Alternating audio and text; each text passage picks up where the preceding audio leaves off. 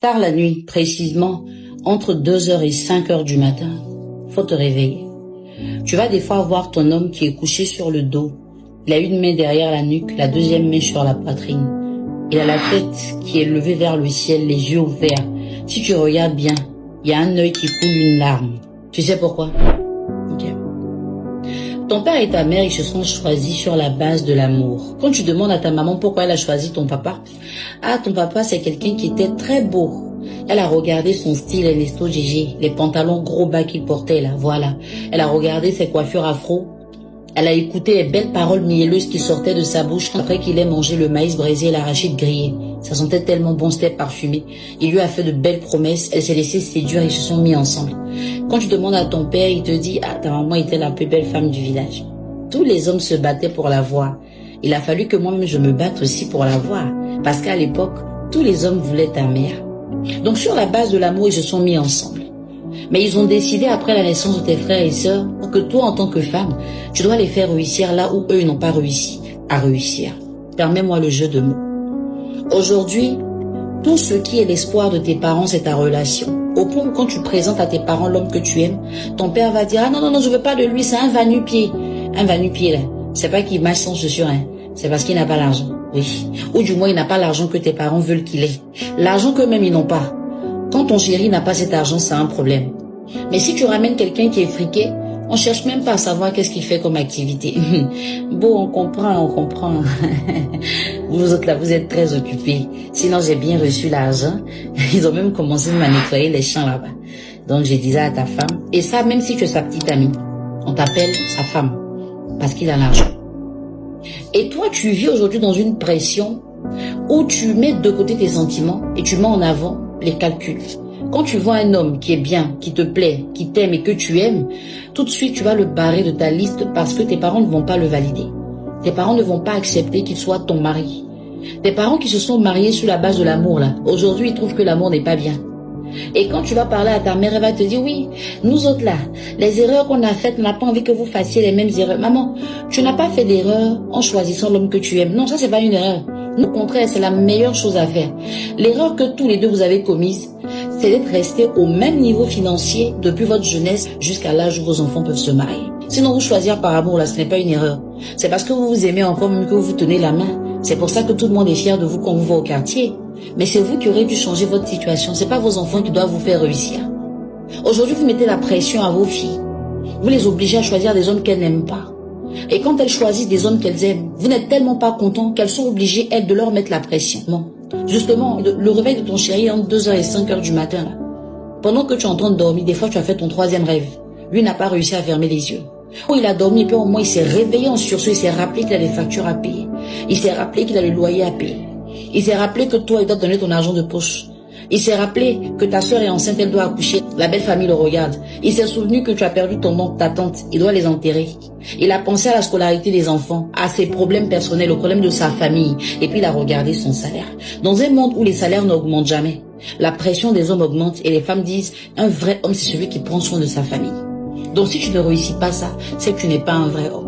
Même si tu es intelligent, même si tu es courageux, même si tu es battant, tu n'as pas le droit de pleurer, mon frère. Avoue essuyer tes larmes. Faut pas pleurer parce qu'un vrai garçon ne pleure pas. Depuis la base, on a tué en toi les émotions, on a tué en toi les sentiments pour te dire que tu es le robot de la vie qui doit faire fonctionner la femme que tu rencontres. C'est celle-là qui va te donner des enfants. C'est grâce à elle qu'on va t'appeler papa. Mais la même femme-là, elle attend que tu sois romantique. Avec quel sentiment? Quand tu es devenu un robot, tu vas être romantique avec quoi? Dans certains cas, tu peux même pas te confier à elle. Tu peux même pas la faire asseoir pour lui dire chérie, c'est dur, je suis fatiguée. J'ai essayé, j'ai frappé à toutes les portes, je me bats bien, je travaille, j'ai un bon salaire, mais les charges sont énormes. Tu ne peux pas dire ça parce que quand tu dis c'est que tu n'es plus un homme. Tu risques de perdre cette autorité-là que la vie t'a donnée si tu oses parler des problèmes que la vie t'a donnés. Tu dois rester fort, tu dois avoir la tête haute, peu importe les circonstances. Et même là où tu n'avais pas prévu, on t'attend, faut que tu repontes. Quand tu vas parler à un ami, il va te dire Joe, c'est comme ça, faut gérer, ça va aller. Quand tu vas parler à tes parents, dès que tu finis de leur expliquer, même là ça me gêne même, parce que je voulais t'appeler pour te dire qu'ils ont envoyé les factures, est-ce que tu m'expliques là? Je sais pas comment faire. Pendant ce temps, ta belle famille t'attend. Que ce soit pour les mariages, les anniversaires, les baptêmes, même pour les funérailles, ta belle famille t'attend. Tu dois être un garçon. Un garçon ne pleure pas, tu es le Woody que Dieu a envoyé sur la terre. Et quand tu finis tout ça et que tu demandes qu'on te respecte un peu, on trouve que tu es compliqué. Quand tu regardes comme ça ta partenaire et que tu vois que tu la dégoûtes, parce que ça fait 6 mois qu'elle t'a demandé de l'argent pour lancer une activité et que tu n'as pas pu réunir cet argent, tu sens qu'elle commence à te mépriser. Tu sens qu'elle commence à te remplacer financièrement par un pointeur, un ex. Toi, tu es incapable, frère. C'est quoi? Depuis 6 mois, on t'attend pour donner l'argent, tu peux pas donner l'argent. Tu te prends pour qui? Soit tu es un homme, soit tu n'es pas un homme. C'est quoi ça? Bon, en tout cas, un homme qui peut pas me prendre en charge, c'est pas la peine. Mais dans la prise en charge de ta femme, il n'y a pas que ta femme. Il y a ta femme, il y a ses parents, il y a ses amis, il y a ses sœurs, il y a ses projets. Il y a tout ça. Je l'ai dit un jour en discutant avec quelqu'un. Les hommes vont continuer à se foutre des femmes que nous sommes tant que la nature va continuer à les banaliser. Parce que toi-même qui es femme là, quand tu sais que tes parents ne t'appellent que quand ils ont besoin de toi, des fois quand ils t'appellent, tu regardes le téléphone. Il faut laisser cela, à cause d'argent, ils m'appellent. Ce sont tes parents qui t'ont accouché. Hein. Tu les aimes de tout ton cœur, n'est-ce pas? Mais regarde comment tu réagis. Maintenant, imagine l'homme qui n'est pas ton père, qui n'est pas ta mère, qui t'a rencontré et qui a voulu partager sa vie avec toi. Et qui, dans le partage de cette vie, s'est rendu compte que tu es une source de dépenses. Parce que tu ne lui apportes pas d'aide, tu ne le soutiens pas. Pas parce que tu n'as pas d'argent, mais parce que tu as dit c'est lui l'homme, il doit tout faire. Quand tu l'appelles, c'est qu'il faut payer. Quand tu l'appelles, c'est qu'il faut régler. Quand tu l'appelles, c'est qu'il faut donner. La dernière fois que tu l'as appelé avec douceur, amour, juste pour prendre soin de lui, c'était quand? Il n'y a plus ce contrat entre vous. Des fois, même quand tu as demandé l'argent qu'il n'a pas donné, tu fermes la nuit. Il se prend pour qui? Tu mises pas, tu manges pas. Ce que je suis en train de vous dire aujourd'hui, c'est une puissante motivation que je veux que vous gardiez au fond de vous, mesdames. Mesdames surtout. Nous ne sommes pas en conflit avec les hommes. Nous ne sommes pas adversaires aux hommes. Si nous faisons l'erreur de mal choisir nos hommes, assumons que nous avons commis des erreurs. Parce que les bons hommes existent. Et malheureusement, les bons hommes n'ont pas l'oreille des femmes que nous sommes. Malheureusement. Je vais dire non pour que vous n'ayez pas l'impression que je vous donne des instructions. Parce que vous n'aimez pas qu'on vous dise la vérité. C'est pas ça. Et certaines, n'ayant pas envie de trahir leurs parents, ayant envie de respecter leurs parents plus que tout, finissent par ne même pas avoir leur mot à dire. Celui avec qui tu es là, est-ce que tu l'aimes? Est-ce que tu es heureuse à ses côtés? Ou bien tu te calmes avec tous les cadeaux qu'il t'offre, les bijoux, les voyages. C'est ça qui te fait tenir. Mais peut-être que si tu commences à dire à tes parents que celui que j'ai choisi là, je l'ai choisi pour vous, hein, sinon c'est pas pour moi. Moi, celui qui fait battre mon cœur là, il est dans un autre foyer et puis je trompe mon mari avec lui. Faut lui dire ça à ton papa. Explique à ta maman que l'homme avec qui tu es, qu'elle bénit tous les jours parce qu'il règle les factures là, tu le trompes avec l'homme que tu aimes, qui est ton ex. Peut-être que ça va les ramener à l'ordre. Comment deux personnes qui se sont choisies sur la base de l'amour t'interdisent toi d'aimer, soit disant qu'il n'y a rien dans l'amour, mais ils font quoi ensemble? Demande à tes parents qu'est-ce qu'ils font ensemble. L'amour c'est pas important, mais ils sont ensemble. Et ce sont eux qui te donnent des conseils et ce sont eux que toi tu écoutes. Si tu as commencé à être dans une situation où tu n'arrives pas à dire la vérité à tes parents, tu n'es pas une femme. Tu es une fille. Parce que la femme que tu es est une puissance qui doit avoir la capacité de redresser les gens, même les plus âgés. Les gens qui ne connaissent pas le sens de la vie, même s'ils sont tes parents.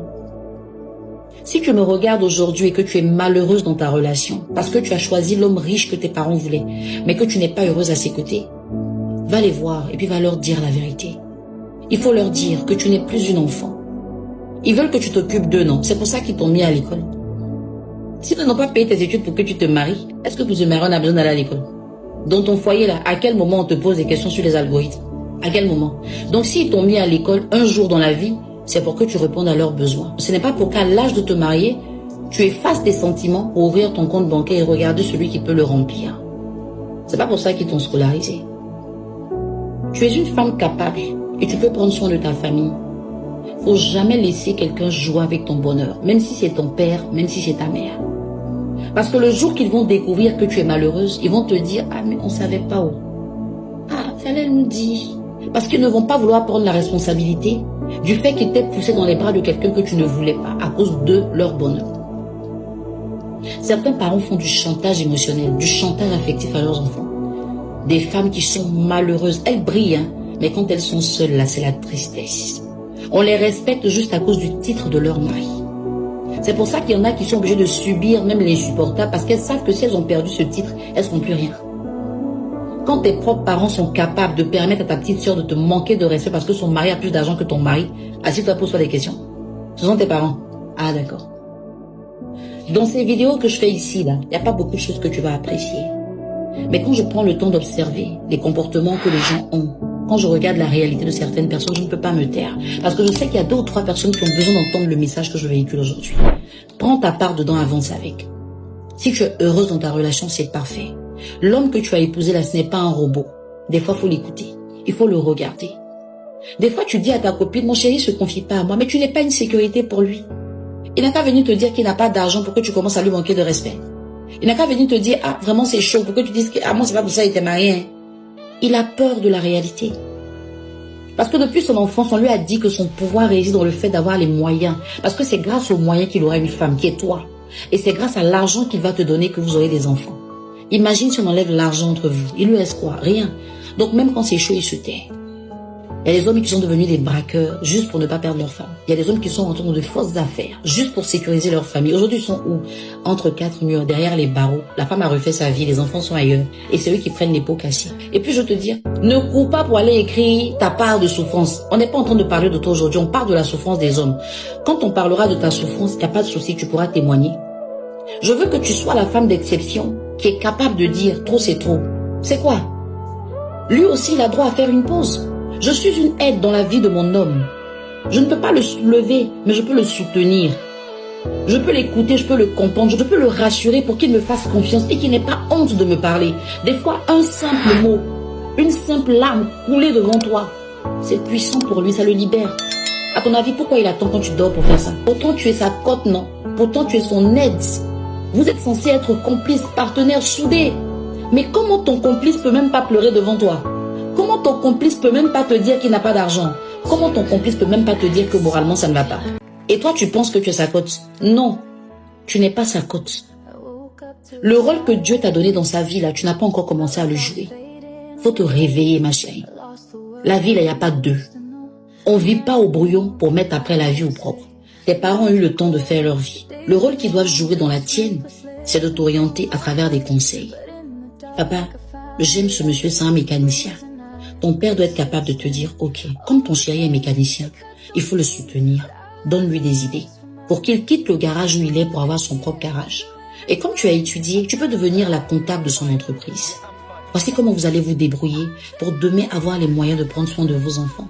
Que ton père regarde ton mari mécanicien qui dise, mon fils, ça va au travail. Courage, on est avec toi. Je te parle comme ça et puis j'ai la chair de poule.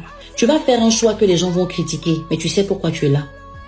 Parce que la personne que tu as choisie là, c'est la personne qui te correspond. Si ton partenaire correspond à tes parents seront heureux. Et toi, tu seras malheureuse. Faut, après avoir regardé ma vidéo, va demander à tes parents pourquoi ils n'aiment pas ton chéri. Ils pourront pas te donner une raison valable. C'est parce qu'il n'a pas l'argent, c'est tout. S'il avait l'argent, ce sont eux qui allaient te dire, non mais faut supporter, c'est comme ça. Tu sais que le mariage c'est comme ça. Moi, mais c'est comme ça, il a fait que je suis ton papa. C'est parce que ton chéri n'a pas l'argent.